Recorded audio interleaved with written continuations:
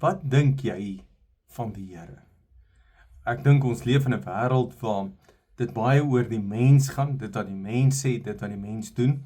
En dan kry ons hierdie gedagte, ons moet buig voor iemand. Nou, ons bly in 'n Christenland, en dit is eintlik nie 'n groot ding in ons lewe nie, maar ek dink wat ek agterkom, mense dink verkeerd oor God.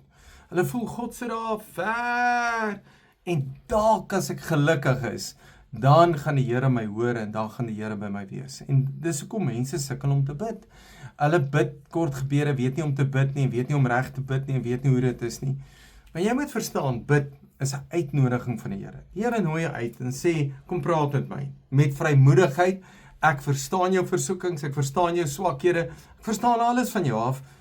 Kom bid, kom praat met my. Nou, hoor wat sê Psalm 94 vers 8 en 9. Hy sê, dink weer, julle onnoseles. Wanneer word julle wys dwaase? Is hy wat die ore gemaak het doof? Is hy wat die oë gevorm het blind? En nou wil ek nou vir jou vra, dink jy God is doof? Of dink jy God is blind? En dan het ons baie keer hierdie gedagte, maar God hoor ons nie, God sien nie. As hy maar net 'n slag kan sien, net kan hoor, maar dan voel ons God is net nie daar nie.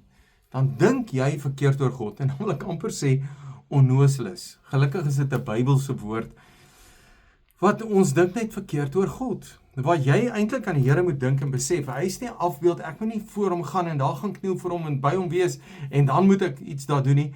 Ek moet besef dat God daar is, en hy sien alles, praat alles, hoor alles, beleef alles. God is daar, en dis baie belangrik. Nou, as ek na die Here toe gaan, dan sê Hebreërs 11 vers 6 'n baie belangrike ding.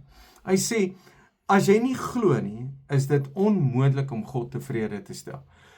Kyk, maak jy God tevrede met wat se kerk jy is, wat is 'n klere jy dra, wat se kar jy ry, wat jou voorkeure, jou velkleur, wat jou familie, wat jy doen nie, dit maak jy God tevrede nie. Wat God tevrede maak, is dat jy glo. Nou, geloof is om seker te wees van dinge wat jy nog nie gesien het nie. Om seker te wees van as jy God vra, gaan God jou antwoord. Nou sê vers 6, hy sê, wie tot God nader moet glo, dat hy werklik daar is, en dat hy die wat hom soek, beloon. Ek dink dis die rede hoekom mense nie bid nie, want hulle dink God antwoord hulle nie. Hulle dink God sien nie, God hoor nie, waar is die Here? Dan kan niks gebeur in jou lewe nie. Dan kan jy nie by die Here kom nie. En ek wil jou aanmoedig om nommer 1 te verstaan dat jy met vrymoedigheid na God toe gaan. Nommer 2 dat hy in elk geval alles sien. Nommer 2 dat hy eintlik alles hoor en hy ken die diepte van my hart. So ek kan eerlik met die Here wees. En wat vir my baie lekker is, ek kan nie altyd met mense eerlik wees nie, want hulle verstaan nie, hulle is 'n mens, hulle gaan my oordeel. Maar dis verskriklik lekker om 100% eerlik met God te wees. Eerlik met die Here te praat, eerlik vir God te sê wat ek wil hê, hoe ek dink, waarmee ek sukkel, en raai wat, hy help my. En ek gaan na die Here toe en ek soek die Here. En ek wil jou vra om 'n slag 'n bietjie net eerlik met die Here te wees.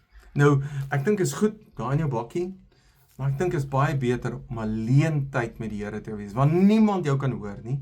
Dis wat die Here sê, gaan daar in jou binnekamer in.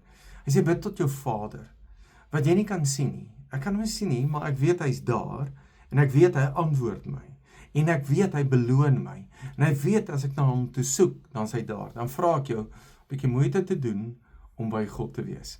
En ek weet, as ek met die Here praat, antwoord hy my.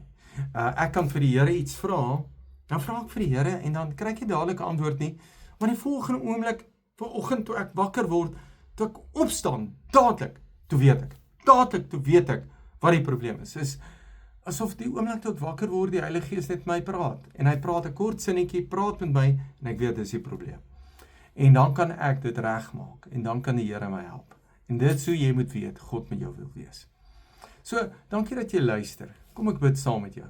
Here, ek bid, dat elkeen van ons geloof sal hê, en sal glo dat U werklik daar is, en dat U die wat na U soek beloon. En ek bid dat hulle beloning sal kry, dat hulle sal weet, U beloon hulle. Dankie dat U ons lief het, dankie dat ons met U kan praat, dankie dat ons met vrymoedigheid met U kan praat.